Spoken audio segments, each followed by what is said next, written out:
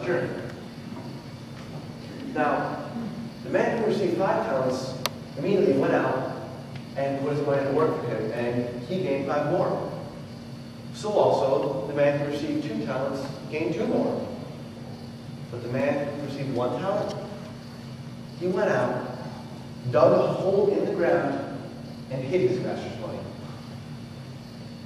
Now, after a long time, the master of those servants returned and settled accounts with them. The man who received 5 talents came and brought the other 5. Master, he said, you have entrusted me with 5 talents. See, I have gained 5 more.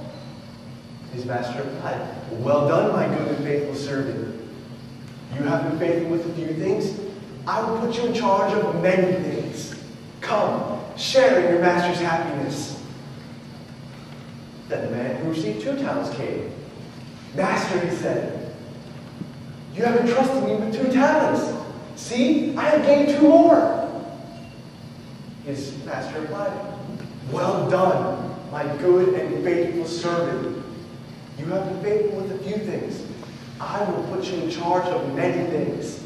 Come, share in your master's happiness. Then the man who received 1 talent came. Master, he said, I know that you are a hard man. Reaping where you do not sow, and harvesting where you have not scattered seed. So I was afraid, and I hid your talent on the ground. See, here's what belongs to you. His master replied, you wicked, lazy servant! So you know that I harvest where I do not sow, and I reap where I do not scatter seed? Well then, you should have put my money on deposit with the bankers. Then I might have received it back with interest. Take that 1 talent from him. Give it to the man who has 10. For whoever has, he will be given more, and he will have an abundance. But whoever does not have, even what little he has will be taken from him. And throw that worthless servant out into the darkness, where there is much weeping and gnashing of teeth. That is 1 in 10 parable. The third guy didn't think he received much from the king. Didn't even try investing. See, I feel that way a lot. Like my whole Christian life is trying not to do bad things. I mean, you've been a Christian for 3 months and know the Bible a ton better than me or anyone else in my Christian school.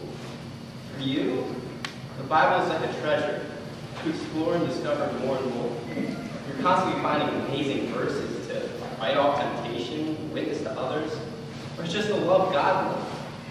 For us, it's a dry, empty book. I mean, we memorize verses from it for class, but just forget them right after. Alex, do you think maybe I'm not a Christian? And that one day I'll be thrown into the darkness? Where there's weeping and gnashing of teeth? That's between you and God. When you really get down to it, only God knows for sure. But what do you mean? I believe everything about Jesus I'm supposed to believe. I've said the prayer inviting him into my heart. I've been baptized. I rededicated my life to him 3 or 4 times. I am a student chaplain at my school. The Bible teaches us in Jeremiah 17 that our hearts are deceitful, that we can pour ourselves easily. You can do every single thing the Christian world tells you to do, but still not be right with God. It's not about doing good works. In Matthew 7, Jesus says that many people will think they are right with him, only to have him tell them in the end, I never knew you. I've never thought about it that way. You're starting to scare me, Bill. I'm not trying to scare you. But we really need to examine our hearts. The claim that the God of the universe has stepped into my life and transformed my eyes to see transformed spiritual truth is a giant claim, not some trivial ticket to heaven that means nothing during our life here on earth. But you're still not answering my question.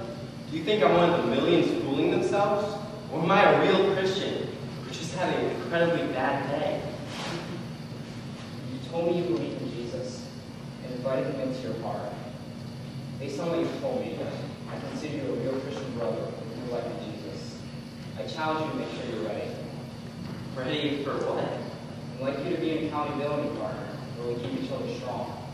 What do you mean? Whenever I'm tempted with porn or anything else, I want a Christian I can call who will pray for me and encourage me. I also want someone to call when I do mess up and sin against God. You want me to be your accountability partner? After what happened today? That could have easily been me. And according to Numbers 32:23, if I do not take this sin in my life seriously now, someday that will be me. But if you fail to do this, you will be sinning against the Lord, and you may be sure that your sin will find you out. I want to be used powerfully to bring others to Jesus. And it scares me so much to think that I may someday disgrace the church and hurt people by my sin, like my grandfather did. If you ever see me falling away from God, even a little bit, I want you to challenge me with Scripture, like I challenge you today. Well, then I would love to be your accountability partner. And for us to help each other grow closer to God. I never want what happened today to happen again to you or me. But I feel especially bad for your cousin.